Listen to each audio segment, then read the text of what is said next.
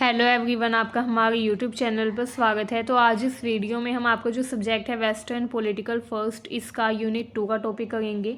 तो इसमें हम पढ़ेंगे प्लेटो के बारे में। पिछली वीडियो में हमने अरिस्टोटल यानी कि अरस्तू के बारे में पढ़ा था। इस वीडियो में हम पढ़ेंगे प्लेटो के बारे में कि प्लेटो जो थे उनके क्या विचार थे पॉलिटिक्स के बारे में, यानी कि राजनीति के बारे में वो क्या सोचते थे, न्याय के बारे में इन्होंने क्या विचारधारा दी, कम्युनिज़्म, डेमोक्रेसी, लोकतंत्र, इन सब के बारे में प्लेटो ने क्या क्या विचारधारा दी, तो यही डिस्कस करेंगे। तो आइए स्टार्ट करते हैं। बिफोर स्टार्टिंग, अगर आपने अब तक हमारे चैनल को सब्सक्राइब नहीं किया है तो कर लीजिए ताकि आने वाली हर वीडियो की अपडेट आपको टाइम से मिलती रहे। तो आइए स्टार्ट करते हैं। तो पहला टॉपिक है प्राचीनता तथा प्लेटो, दर्शन, राजनीति और न्याय। तो देखिए, प्लेटो जो थे वो एक प्राचीन यूनानी दर्शन शास्त्री थे, यानी कि फिलोसोफर थे, दार्शनिक थे।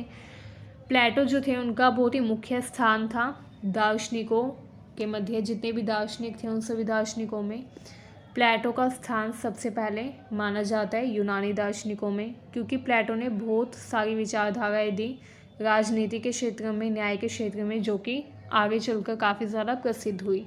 ठीक है।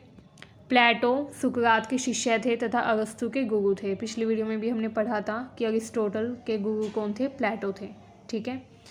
एंड सोक्रेट्स यानी कि सुकरात के शिष्य थे प्लेटो। प्लेटो के गुरु कौन थे, सोक्रेट्स। ठीक है। प्लेटो ने अपने दर्शन तथा राजनीति संबंधी विचारों को अपने संवाद के माध्यम से प्रस्तुत किया, मतलब कि बोलकर उन्होंने अपने विचारों को पेश किया। उनके विचारों का प्रभाव न केवल उस समय था बल्कि आज के समय में भी उनके विचारों का काफ़ी ज़्यादा प्रभाव देखने को मिलता है राजनीति के क्षेत्र में। प्लेटो जो थे वो मानते थे कि राजनीति जो है ये आदर्शवादी विचारों पर आधारित होनी चाहिए। प्लेटो के जो विचार थे राजनीति को लेकर, उनका जो दृष्टिकोण था वो काफ़ी ज़्यादा आइडियलिस्टिक था, आदर्शवादी था। उन्होंने मानवीय अनुभवों तथा व्यवहार को दो अलग अलग दुनियाओं में बांटा, वास्तविक दुनिया यानी कि सेंसरी वर्ल्ड एंड विचारों की दुनिया यानी कि वर्ल्ड ऑफ आइडियाज़। अब प्लेटो जो थे वो मानते थे कि वास्तविक दुनिया अस्थायी है तथा परिवर्तनशील है, जिसमें लगातार परिवर्तन होते रहेंगे, जबकि जो विचारों की दुनिया है यानी कि वर्ल्ड ऑफ आइडियाज़ है वो शाश्वत है तथा अपरिवर्तनीय है, क्योंकि उसमें कोई भी चेंज नहीं होता, उसमें कोई भी गतिशीलता देखने को नहीं मिलती। तो इसलिए वो वास्तविक दुनिया को अस्थायी मानते हैं तथा विचारों की दुनिया को शाश्वत मानते हैं। प्लेटो ने तर्क दिया कि सच्चा ज्ञान सिर्फ विचारों की दुनिया के माध्यम से ही प्राप्त किया जा सकता है। अगर हम बात करें राजनीति की, तो राजनीति के क्षेत्र में प्लेटो मानते थे कि एक आदर्श राज्य वह राज्य है जहाँ पर शासक दार्शनिक होते हैं। उनके विचार में केवल दार्शनिक ही सच्चे ज्ञान तथा न्याय को समझ सकते हैं, कोई और व्यक्ति सच्चे ज्ञान को, सच्चे न्याय को नहीं समझ सकता। समाज को न्यायपूर्ण रूप से संचालित करने में मुख्य भूमिका दार्शनिकों की होती है। ये कौन मानता था, प्लेटो मानते थे, क्योंकि वो मानते थे कि दार्शनिक जो है वो ही ज्ञान तथा न्याय को समझ सकते हैं। अब देखिए, प्लेटो ने न्याय तथा गुण के बारे में क्या विचार दिया। प्लेटो के अनुसार समाज तथा व्यक्ति दोनों का आधार न्याय है।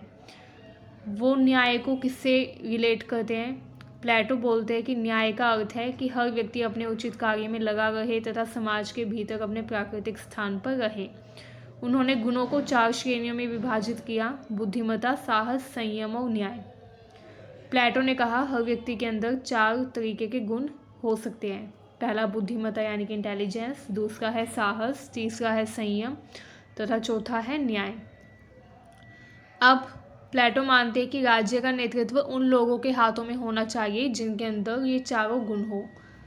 अगर उस व्यक्ति के अंदर ये चारों गुण नहीं है तो एक गुण तो उस व्यक्ति के अंदर ज़रूर होना चाहिए, वो है बुद्धिमत्ता, क्योंकि अगर बुद्धिमत्ता का गुण नहीं होगा तो वो व्यक्ति, वह पर्सन या वो व्यक्ति जो कि शासन कर रहा है वो अच्छे से राज्य का संचालन नहीं कर पाएगा, क्योंकि बुद्धिमत्ता का जो गुण है वो बहुत ज़्यादा ज़रूरी होता है राज्य के संचालन के लिए। ठीक है। अब नेक्स्ट है दार्शनिक राजा रानी के बारे में प्लेटो ने क्या विचारधारा दी। तो देखिए, प्लेटो जो थे उन्होंने आदर्श राज्य के सिद्धांत के केंद्र में दार्शनिक राजा रानी की अवधारणा को रखा। प्लेटो ने तर्क दिया कि राज्य का नेतृत्व सिर्फ उन लोगों के द्वारा किया जाना चाहिए जो कि उच्चतम स्तर के ज्ञान तथा नैतिकता से लैस हो। मतलब कि प्लेटो बोलते हैं कि वो व्यक्ति सर्वश्रेष्ठ है राज्य का नेतृत्व करने के लिए जिसके अंदर ज्ञान भी हो तथा नैतिकता भी हो। प्लेटो ने एक बहुत ही फेमस बुक लिखी थी जिसका नाम था रिपब्लिक। इस बुक में प्लेटो ने ये विचार दिया कि जो राजा है या वो व्यक्ति जो कि राज्य का नेतृत्व कर रहा है उसके अंदर ज्ञान तथा नैतिकता होनी चाहिए।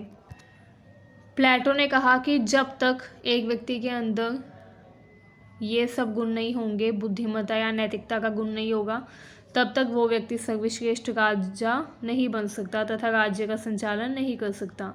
एक आदर्श राज्य का निर्माण करने के लिए भी एक दार्शनिक राजा होना चाहिए। वह व्यक्ति जिसके अंदर ये गुण हो उस व्यक्ति को प्लेटो ने दार्शनिक राजा का नाम दिया, क्योंकि दार्शनिक वही होता है जिसके अंदर ज्ञान हो तथा वह व्यक्ति जिसके अंदर ज्ञान होगा, नैतिकता होगी, अगर वो राजा बन जाए तो वो बन जाएगा दार्शनिक राजा। तो ये विचार प्लेटो ने दिया। ठीक है, प्लेटो ने कहा कि एक दार्शनिक राजा सत्य, न्याय तथा सामान्य भलाई यानी कि समाज की भलाई की खोज के प्रति समर्पित रहता है। वह अपने निजी लाभ से अधिक समाज के हित के लिए काम करता है। तो ये विचार भी प्लेटो ने दिया। आइए नेक्स्ट देखते हैं। नेक्स्ट है साम्यवाद यानी कि कम्युनिज्म। तो जो प्लेटो थे उन्होंने आदर्श राज्य के लिए एक साम्यवादी व्यवस्था का प्रस्ताव रखा जिसमें अभिजात वर्ग, दार्शनिक तथा अभिभावक वर्ग के जो लोग हैं उनके बीच में कोई निजी संपत्ति या परिवार नहीं होगा। ठीक है, अब प्लेटो क्या बोलते हैं? प्लेटो बोलते हैं कि वो व्यक्ति जो कि राजा होगा या वो व्यक्ति जो कि राज्य का संचालन करेगा, ये बहुत ज़्यादा ज़रूरी है कि उस व्यक्ति के पास खुद की निजी संपत्ति या परिवार ना हो, क्योंकि ऐसा व्यक्ति जो कि राजा है उसके लिए उसकी प्रजा ही परिवार है। अगर उस व्यक्ति का खुद का कोई परिवार होगा या उस व्यक्ति के पास खुद की निजी संपत्ति होगी तो वो अच्छे से राज्य का संचालन नहीं कर पाएगा, राजा का कर्तव्य नहीं निभा पाएगा।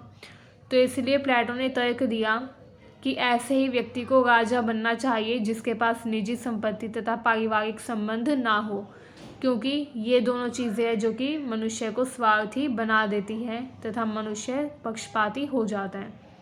तो इसलिए राज्य की भलाई के लिए ये ज़रूरी है कि उस व्यक्ति को राजा बनाया जाए जिसके पास ना खुद की संपत्ति हो ना खुद का परिवार हो। ठीक है, क्योंकि उस व्यक्ति के लिए उस राज्य में रहने वाले जो लोग हैं, जो प्रजा है, वही उसका परिवार होना चाहिए ताकि वो व्यक्ति राज्य की भलाई के बारे में सोचें। अगर उस व्यक्ति का खुद का परिवार होगा तो राज्य की भलाई के बारे में नहीं सोचेगा, जिससे राज्य की भलाई के लिए खतरा उत्पन्न हो सकता है। ठीक है, प्लेटो ने सुझाव दिया कि शासकों को सभी प्रकार की व्यक्तिगत संपत्ति तथा पारिवारिक संबंधों से मुक्त होना चाहिए ताकि वे राज्य तथा नागरिकों के कल्याण पर ध्यान केंद्रित कर सकें। अब नेक्स्ट देखते हैं। नेक्स्ट है प्लेटो का लोकतंत्र पर विचार। तो प्लेटो जो थे उन्होंने लोकतंत्र के बारे में भी विचार दिया। प्लेटो लोकतंत्र के आलोचक थे, कट्टर आलोचक थे। उन्होंने लोकतंत्र को राज्य की सबसे बुरी व्यवस्था माना। ठीक है, प्लेटो लोकतंत्र के बहुत बड़े आलोचक थे। वो मानते थे कि लोकतंत्र में शक्ति उन लोगों के हाथों में होती है जो ना तो ज्ञान रखते हैं ना ही नैतिकता। इसीलिए ये बहुत ज़्यादा ज़रूरी है कि लोकतंत्र को समाज से हटा दिया जाए, लोकतांत्रिक व्यवस्था का बहिष्कार कर दिया जाए। प्लेटो जो थे उन्होंने कहा कि लोकतंत्र में अव्यवस्था तथा अराजकता का जन्म भी होता है, क्योंकि ये व्यक्तियों की इच्छा तथा इच्छाओं के अनुसार कार्य करता है, ना कि समाज के हित के लिए। प्लेटो बोलते हैं कि लोकतंत्र जो है इसमें समाज के हित की अवहेलना हो जाती है, क्योंकि इसमें जो व्यक्ति शासक होता है वो सिर्फ खुद के बारे में सोचता है। इसके अलावा प्लेटो ने लोकतंत्र की तुलना एक जहाज से की, जिसमें जहाज का नेतृत्व उन लोगों के हाथों में होता है जिनको समुद्री यात्रा का कोई ज्ञान ना हो। तो प्लेटो मानते थे लोकतंत्र में क्या होता है, लोकतांत्रिक व्यवस्था में सत्ता उन लोगों के पास चली जाती है जिनको शासन का कोई ज्ञान नहीं होता। तो इसलिए वो लोकतंत्र के फेवर में नहीं थे। आइए अब देखते हैं महिलाओं के बारे में प्लेटो ने क्या कहा। तो प्लेटो ने कहा कि महिलाएं जो है उनका समाज में बहुत ही मुख्य भाग होता है। महिलाओं के लिए समाज में एक समान भूमिका की उन्होंने वकालत की। प्लेटो ने कहा कि महिलाओं के साथ भेदभाव नहीं होना चाहिए, जो पुरुषों के साथ विवाह होता है वही महिलाओं के साथ भी किया जाना चाहिए। जो महिलाएं हैं उनके लिए समाज में एक समान भूमिका की उन्होंने वकालत की।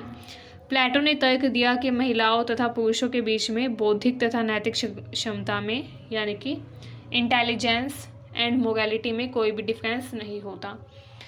अब महिलाओं ने कहा, प्लेटो ने कहा कि महिला तथा पुरुषों के बीच में क्योंकि बौद्धिक तथा नैतिक क्षमता में कोई भी अंतर नहीं है, तो इसलिए महिलाओं को भी अभिभावक वर्ग में शामिल किया जाना चाहिए। प्लेटो ने सुझाव दिया कि महिलाओं को उसी तरीके की शिक्षा दी जानी चाहिए जैसी शिक्षा पुरुषों को दी जाती है। ठीक है, महिलाओं की शिक्षा की भी प्लेटो ने वकालत की। अब नेक्स्ट देखते हैं, नेक्स्ट है शिक्षा तथा नैतिकता।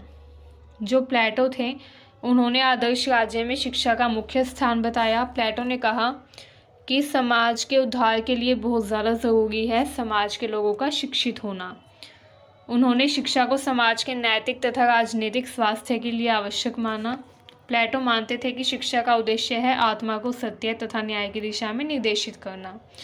उनका ये भी विश्वास था कि सही शिक्षा से व्यक्ति में गुणों का विकास होता है तथा एक न्यायपूर्ण समाज का निर्माण होता है। तो इसलिए ज़रूरी है कि व्यक्ति को शिक्षा दी जाए। ठीक है, प्लेटो ने शिक्षा को 2 चरणों में विभाजित किया, प्रारंभिक शिक्षा तथा उच्च शिक्षा। प्रारंभिक शिक्षा का उद्देश्य है शरीर तथा आत्मा दोनों का विकास करना, जबकि उच्च शिक्षा का उद्देश्य है दार्शनिक ज्ञान तथा न्याय की समझ विकसित करना।